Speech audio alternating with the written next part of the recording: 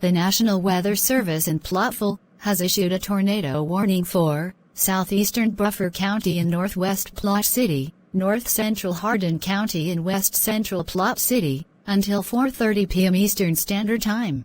At 3:35 p.m. Eastern Standard Time, Doppler radar indicated a severe thunderstorm capable of producing a tornado. This dangerous storm was located over Lisket and was moving east at 35 miles per hour. Some locations impacted include CLACKFIELD, SAKUG, LISKET, BAILINGTON, River NIGHTBUOY, ZONEVILLE, GRAN FISTOUR Town, Hardin Stadium, SLIGHTYVILLE, ARFOND, WORCESTER, JARCOMB and JULIET. Take cover now. Do not wait to see the tornado. Go to a basement or interior room on the lowest floor of a sturdy building, away from windows. If a mobile home or in a vehicle or outdoors, get to the closest shelter. Protect yourself from flying objects. Drivers should not take shelter under highway overpasses.